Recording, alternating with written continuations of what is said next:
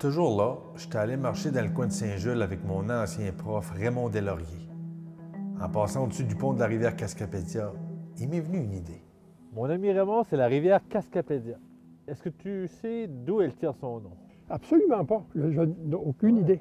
Donc, Cascapédia, c'est la francisation d'un toponyme Micmac, Gesgapégiag. Oui. Excuse-moi de l'accent. Non, mais c'est correct. Hein? Ça va. Alors, Gesgapégiag, grande rivière. C'est si simple. Hein, C'est si simple. Toponyme Micmac, alors Gesgapégiag, comme le nom de la communauté.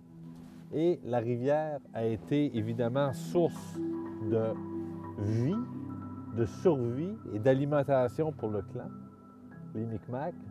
Puis ils n'étaient pas loin d'ici, d'ailleurs. Oui, pendant des siècles.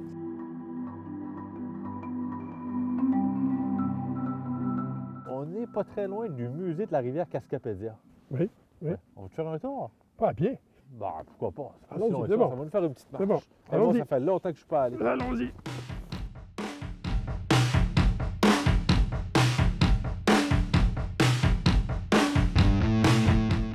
Vraiment, le musée de la rivière Cascapédia. Petit bout de temps que t'es pas venu ici ou? Ça va, oui. Bien, on va aller voir ça. Ça dépend qu'est-ce que tu entends par longtemps. Ouais, longtemps, c'est relatif. Longtemps. Dans le temps, tu as retour. Il y a une petite salle d'exposition, vraiment.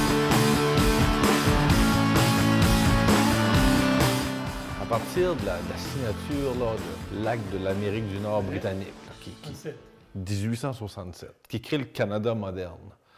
À partir de ce moment-là, là, le gouvernement canadien, là, il va vraiment user de ses privilèges pour avoir un accès particulier Oui. à la rivière Cascapédia. Canadien, oui. Ça ouvre la porte à les fameux gouverneurs généraux. Je dirais de 1878 à 1893, c'est pratiquement juste des gouverneurs généraux, chacun leur tour, qui vont venir pêcher sur la Cascapédia. Je pense entre autres au marquis de Lorne, au marquis de Lansdowne. Je pense à Lord Stanley, Ah oui, nous Stanley la coupe. de la Coupe Stanley, qui est un gouverneur général également. Fait que pendant une quinzaine d'années, c'est eux qui ont le privilège de venir ici, de pêcher. Et le premier qui va initier cette nouvelle tradition-là, ben, c'est le marquis de Lorne. Le marquis de Lorne va être gouverneur général de 1879 à 1883. Et la première année qu'il vient ici, le premier été, il va dormir au Red Camp. Hein, c'est la maison Woodman aujourd'hui. Ouais. Et plus tard, l'année suivante, en 1880, tiens-toi bien, il va se faire construire, pour lui et son épouse, il se fait construire un camp de pêche qu'on va appeler le Guide House, qu'on voit ici sur les photographies. Puis tiens-toi bien, on considère que c'est le premier bâtiment préfabriqué au Canada. Lui, son lieu de résidence, c'était à la colline parlementaire, en tout cas à Ottawa. En tout cas, c'était à Ottawa. Puis, c'est parti sur une barge. On a C'est pour construit, ça ici. on a transporté en section le Guide House sur des barges du canal Rideau à Ottawa jusqu'à l'entrée de la rivière Cascapédia. On est en 1880, puis on va déposer le Guide House sur la terre ferme. Et plus tard, ça sera rebaptisé le Lorne Cottage. Quand le marquis de Lorne va vendre, après son mandat de gouverneur général, il va s'en débarrasser.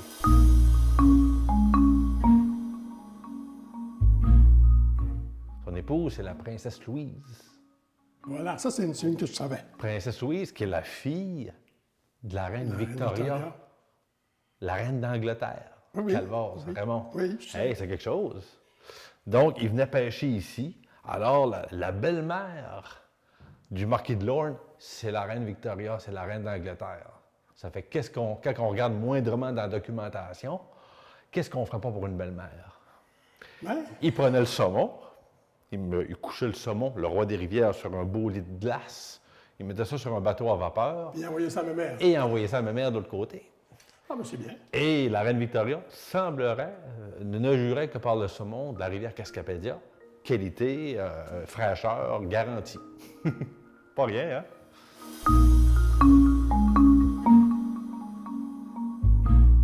Le lac Louise en Alberta n'a pas été nommé à son honneur, hein? Oui, oui, tout à Comme fait. Alberta, d'ailleurs. Exactement. C'était son Ça, deuxième tu sais, je suis prénom. pas si bouffé que ça. Non, c'est quand même bien. Ouais.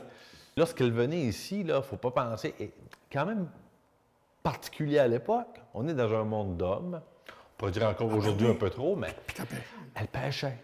Donc, on la voit sur des photographies. Il y en a sûrement une ici, habillée en Habillée, robe. Alors, elle pêchait, elle taquinait le saumon. Elle avait un guide.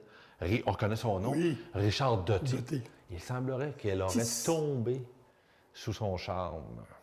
Ah, parce qu'il y avait un charme.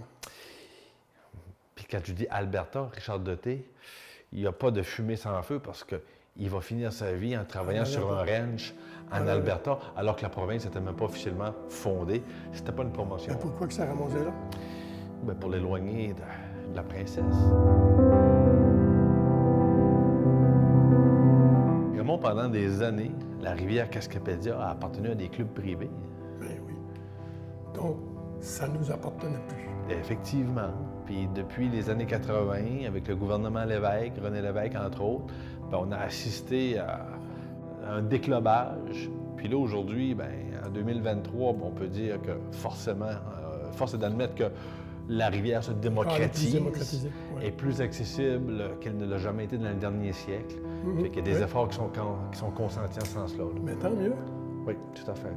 Fait qu'on pourra aller pêcher. Hein? On ne va jamais pêcher. Tous les deux. En canot? Oui, puis toi, t'es grand, je t'embarque les épaules. Oui. C'est bon. T'embarqueras devant. Oui, allez, le canot.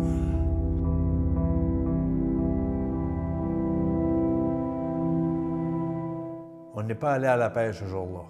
On a plutôt fini ça avec un bon scotch chez Raymond.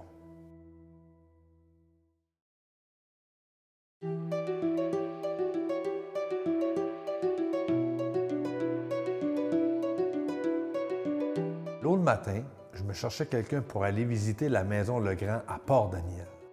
Heureusement pour moi, mon chum Richard avait sauté son skidoo la veille.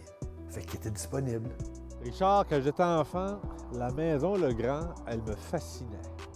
Elle me fascinait parce qu'on faisait le tour de la Gaspésie avec mes parents, mon frère. Puis moi et mon frère, on se chamaillait régulièrement dans l'auto. Un classique, grand frère, plus jeune frère. Puis quand on arrivait aux abords de Port-Daniel, on savait qu'on allait voir la maison fantôme. La maison qui nous fascinait tant parce qu'elle était, on dirait, sur le point de s'effondrer, tant elle était détériorée, abandonnée. Fait qu'on s'arrêtait, là, on convainquait nos parents d'arrêter sur le bord du chemin quelques minutes. On la regardait, puis on imaginait des fantômes qui se promenaient dans les fenêtres. Fait que la maison, elle a été abandonnée pendant 3 décennies. 3 décennies? Oui. Fait que c'est une super belle restauration. C'est la maison de M. Alfred Dumaret-Legrand, devenu aujourd'hui l'hôtel de ville, principalement. Et c'est une demeure qui a été construite, au tournant des années 1875. Regarde l'architecture. Pas beaucoup de bâtiments comme celui-là en Gaspésie.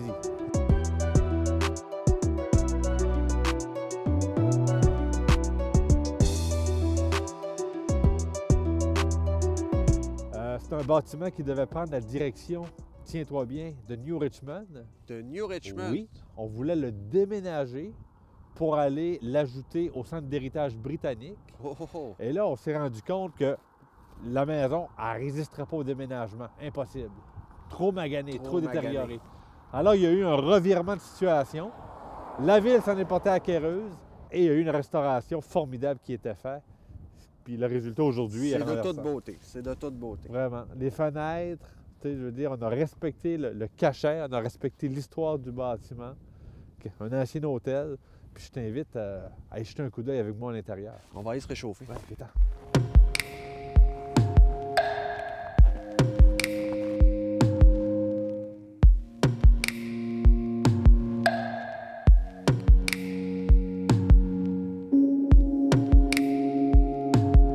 Richard, on est dans la maison Legrand. On sait qu'elle a été construite un peu après 1875. Un peu après, on ne sait pas. La date exacte, on l'ignore, mais un peu après 1875. Puis au départ, c'est une résidence privée. Le deuxième propriétaire, on connaît son nom, c'est Alfred Dumaret-Legrand. Dumaret? Oui, ça c'est vraiment jerseyais, c'est anglo-normand typique. OK. Et Alfred Dumaret-Legrand va transformer la résidence privée en hôtel.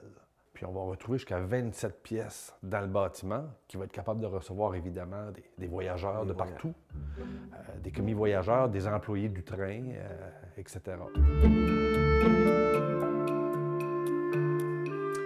Fait que Port-Daniel a constitué comme le bout de ligne pendant 2 longues années en attendant qu'on puisse creuser le fameux tunnel qui passe au travers du Cap à l'Enfer. Ça a pris 2 ans à creuser. Fait que pendant 2 ans, c'est pour ça qu'il y a une gare d'envergure aussi à Port-Daniel. Oui, on voit qu'elle est très longue. Elle est longue. On sait qu'il faudra patienter un certain temps avant que les rails puissent se rendre jusqu'à Gaspé en 1911. Fait qu'on va construire une gare d'envergure, hein, qui est un peu un terminus, en attendant qu'on puisse poursuivre la route.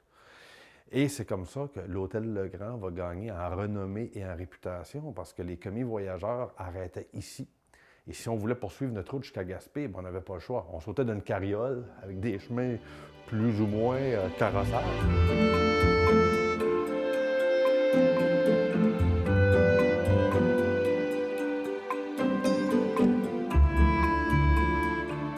Fait qu'il y avait un petit salon, puis il y avait aussi une pièce à l'étage où on faisait des démonstrations de produits de toutes sortes. Tupperware. Ben oui, on pourrait imaginer, effectivement, l'ancêtre du Tupperware, probablement. Ça fait qu'il y a des démonstrations de lingerie fine, de vêtements, parfums, produits de beauté, puis des petits plats, des contenants de toutes sortes. Fait qu'on fait des échanges, on fait du commerce ici. Oui. Et c'est comme ça que le lieu devient très fréquenté et apprécié. On a la mallette ici du médecin avec son sirop. Les élixirs. Sirop Lambert, les petites pilules. Sirop Lambert, ça réveille un mort. Ce qu'il faut pour faire La barbe. faire la barbe. Les objets, c'est pas comme aujourd'hui, ça résistait au temps.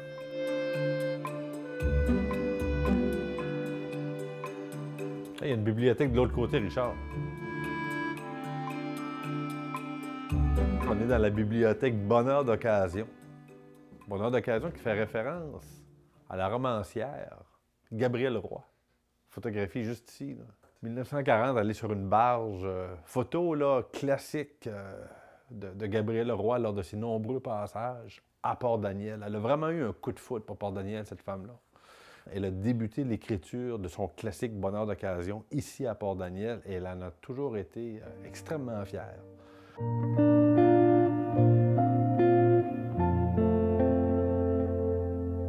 Avec le temps, le train va se rendre jusqu'à Gaspé. Fait que Gaspé va faire un petit peu d'ombre à Port-Daniel, étant donné qu'on peut se rendre jusqu'au bout de la pointe. On n'arrêtera plus. On n'arrêtera plus, fait que ça devient effectivement moins un lieu de passage. Puis qu'on arrive dans les années 1950-1960, ça va être le début vraiment du déclin de l'hôtel parce que là, le nouveau mode de transport, c'est la voiture. Et tranquillement, pas vite, l'hôtel va se mettre à décliner et va fermer ses portes dans les années 1960. Puis c'est là que ça va être laissé à l'abandon. Et c'est là qu'elle va commencer sa longue marche vers la détérioration qu'on va lui connaître jusqu'aux années 90.